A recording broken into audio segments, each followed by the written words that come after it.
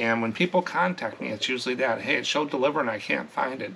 I have a little canned message, and if you watch that video, where's my postcard, that's the message I send, and it usually calms them down.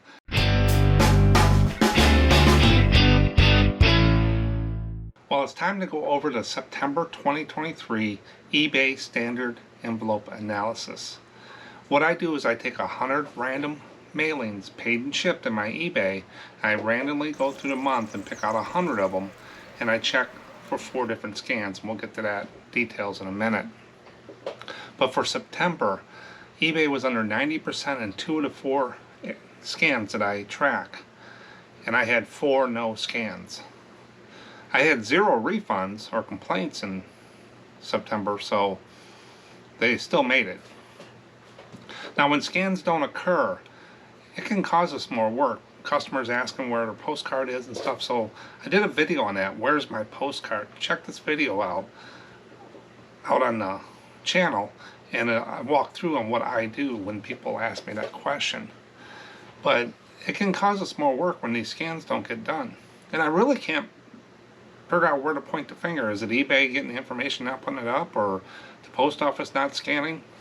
We'll never know. Now I'm going to walk through the details in a minute, but I always have this little clip I play in these monthly videos for people that are new or I haven't seen it before, in a nutshell, how I figure eBay standard envelope works. Very high level, more to it than the little clip shows.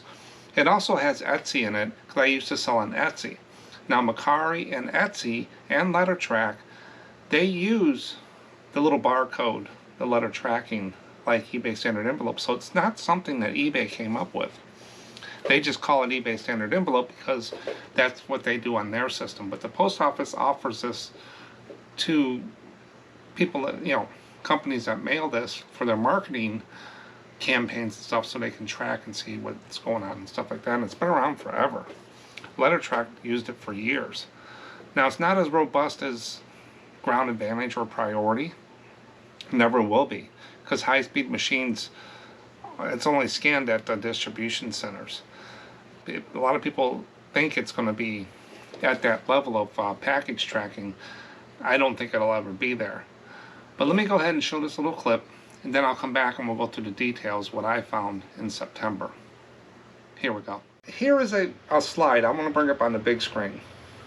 This is just the process in my head on there, not real detailed, layman terms. I don't know how everything works with this. I can speculate from my IT background, my technical background, but there are so many different ways to do it. But in a nutshell, this should explain to anybody how it works. So the first box there is you got eBay and Etsy platform. They're connected across multiple data centers and stuff like that. They're not in the same one. That's why it's got the dotted line there. They're 2 separate companies, 2 separate platforms, 2 separate programs, applications, and stuff like that. They're not shared. But I just put them in a box to make it easier. When someone buys a postcard from either eBay or Etsy, it goes to the post office. The post office then sends data to eBay or Etsy in some way, format, a file, web services, some integration is going to go up and going to come down. Either eBay and Etsy picks it up or directly goes into those platforms if they have shared access. So that's your scans. When it hits the post office, it goes back and forth into the tracking on eBay and Etsy. If everything is successful with the delivery, and then you got a happy customer like at the end here. Even though the scans are not happening, most of the time the customer gets the card and they're happy. So that's how it works. In a nutshell, very simple. It's just some data being passed back and forth between the systems, and it all starts with the post office, and it goes up to eBay, and then they transfer it into their system and display it to us. So there's a breakdown somewhere in some of these scans. There's no rhyme and reason to it. But I tracked 100 random mailings for September 2023, and here's the chart. Now the red areas on the charts is if I created a label and the scans number is lower than the label created for that state, then I turn it red. And if you notice, there is red still on here. Every month there's red, and this is about medium to what red is. How the chart goes is the first column is the state. I like to know what state this is being delivered to see if there's a problem with the East Coast, Midwest, West Coast, California, New Jersey, Virginia. So I just kind of track. I go to the track and I take the last spot there. Next column is the label. The label is my control. I control that 100%. I create the labels. Should be 100. Next one is origin. That's the first stop in this postcard mailing route. Mine is in Champaign, Illinois. They don't do the greatest job on the origin scans. As you'll see here in a moment. Then after that it goes through a destination scan. There should be a destination scan out there is what I see. So I've been tracking that. That sometimes doesn't go. Then the next sorting center. Remember, these are tracked at the sorting center. Your carrier is not going to be able to use their scanner when it delivers to your house. They're not going to pay a post carrier to scan every envelope that goes in your mailbox. We're not paying for that. We're paying 60-some cents. There's no money there for that. And also, if you bring these labels to the post office, they're not going to be able to scan it. And it's only done at the distribution centers, the sorting centers machines. So if you have one and you want to track the number, you go into eBay and look at it. And in the video description, there is another link that you can put it in, but it's going to basically tell you the same thing as eBay does. But that's where you check the tracking on there. So the carrier or the post office cannot scan these. Then the next one is out. I call it delivery. It's out for delivery is what it shows on the scan, but for the header on the chart, I just put delivery. That's when it hits one of the last sorting centers and it's out for delivery. It's on its way to the mailbox, and then it says delivered. This is the one that catches most people. When eBay standard envelope hits the last sorting center, it's considered delivered in the scans. It will take 2 to 3 days mostly to get to the house. And when people contact me, it's usually that, hey, it showed delivered and I can't find it. I have a little canned message, and if you watch that video, where's my postcard, that's the message I send, and it usually calms them down. It's very, very quiet now than what it was when it first started, because people are used to packages. Packages say delivered, they're on your front porch because the carrier scanned it at the porch. These are done at the sorting centers. So it does take. Some people said they tell buyers to wait 2 to 3 more weeks for it. I think that's a trigger. I don't tell customers it'll be 2 or 3 days. I give it like, if they contact me on Tuesday and say it shows delivered and it's not here yet, I'll say, hey, I'm going to contact you on Friday after the mail delivery and see if you got it. If not, we'll move on from there. So I give them, I edge them up to that. I don't tell them 2 to 3 weeks because that's like a trigger to them, because they're used to getting stuff right away and with mail order, when you order stuff online. So I think it's a trigger. So I'm careful about what I say. They normally all do show up sometime or another. And then at the end of the chart, I have average days for the post office. From the time I created the label to the time it says delivered plus 1 day. I add a day. Just, you can add whatever days you want. I just figured I'd do it across the board 1 day. So if it says April 16th, I put it the 17th that it was delivered. So you can play with that a little bit. But I figured I'd just do it the same on every chart. I kept it the same since I've been doing this and on there. So let's go down to the bottom of the chart here. This is the stats. So the first one is 100 labels created. I did that, no problem.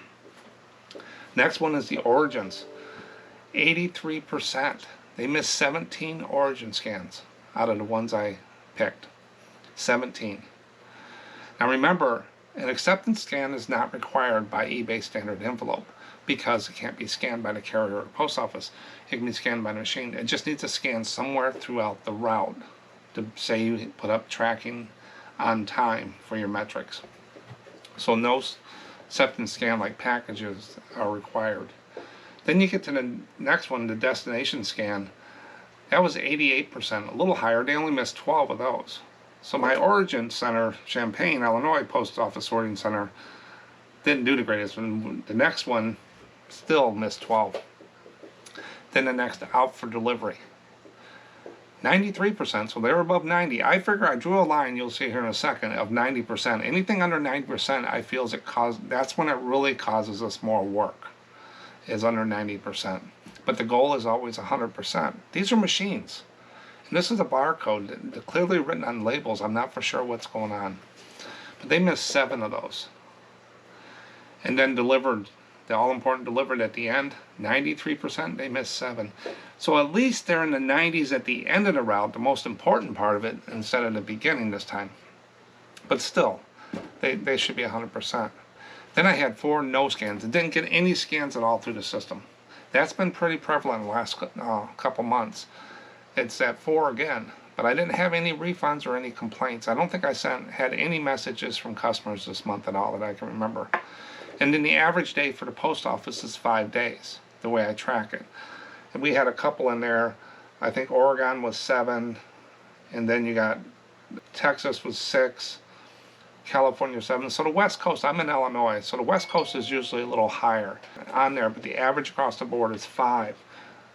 But Illinois was 4, and I had a few in Illinois. One's going to a couple of Chicago, took 8 days. It goes 2 hours south, and then it comes up 3 hours north to Chicago. So I'm not for sure why it took 8 days. But here's the graph, the ongoing graph that I usually do with all the numbers from January 1st. And it goes through here. And if you notice, I had a dip in April, and then they're starting to trend down starting in June. And there's 2 of them are staying down below 90%, and the out for delivery and delivered are starting to go back up. Now one of them is starting to get there. His destination is 88%, but the trend is still below the line. And then when you look at the post office, they've been flat. They had a little bump in March, went up to 6 days average on the ones I picked, but they've been staying 5 days. It'll be interesting to see how this goes in November, December, and January with the holidays on there. Now with mailing during the holidays, what I've done in the past, when I used to do toys and stuff like that and have 20, 30, 40 boxes a day, I did 2 mailings a day. They would pick up at my door, the special van, every morning. And then in the afternoon, if I had a lot of packages, about 3:30, I would go over to the post office. It's only 10 minutes away. And I just wanted to get them in the system during the holidays, because they just get so much mailings and packages and letters. So starting basically soon, I'm going to be doing the same thing with my postcards. If I have 2 or 3 in the afternoon, I'll just make a coffee run and drop by the post office and throw it in the box, just to get them in the system. That way I get that extra day. And I do mail out on Monday through Saturday, 6 days a week. I ship.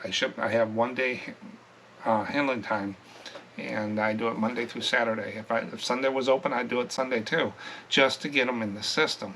If somebody bought a postcard on Thursday and I didn't mail it out till Monday, they're not going to get it until Wednesday or Thursday next week, almost a week. It takes a long time to go through. So I always want to get that extra day during the holidays especially. You will have some problems with any kind of mailing, but one thing about eBay standard envelope that a lot of people don't understand, if a customer states that they did not receive their postcard, have them open a case. Once they open a case, you can refund them. And then in 30 days and before 90 days, you can put a claim in. And watch this video and I walk you through how to do that. You can put a claim in for eBay standard envelope and you'll get refunded. Last year I got about $70 back on all the things. So you're not going to lose. If you ship it Ground Advantage, you probably won't sell that many postcards because everybody else is using eBay standard envelope for 60 cents and you're sending out for $5 to $8. But also you have to fight with them for the insurance. Where with eBay standard envelope, it's pretty easy. And I got a few this month I got to do because I'm hitting 30 days on them from last month fiasco, and it'll go through. But check that video out, it'll walk you through it. And eBay standard insurance, who else would do that? And I know with this works with sports cards, trade cards, and stuff like that, so I'm sure people are doing it. But remember, eBay standard envelope, each item has to be under $20 and under, and the total value of the order has to be $50 or under. So if you sell a card for $25, you cannot send an eBay standard envelope. I would probably, that's about my breaking point, right at the 20 anyway. It would go into a box and stuff like that. And I don't load up the envelopes either, just a chance for anything to happen. So if they pay for it and I got a good price, it usually goes in a box, and little white box that you see there. But I'm going to go ahead and continue to track this every month going through the holidays. I was thinking about next year of doing it like bi-monthly or something like that. But since we're below 90, I think I'm going to continue doing it. I'm going to watch it and see by the end of the year on how it goes. But I thank you for watching, and make sure you subscribe so you can see when I put these videos out there, usually the first week of the next month. And it's 100 random mailings. Nothing scientific. I just go out there and grab them throughout my paid ship. And this is the stats that I get for the whole year. So eBay standard envelope isn't that bad. It's one of the best things they've done at eBay, and along with sending out offers. Here's some fish, and I'll catch you in the next one. Bye.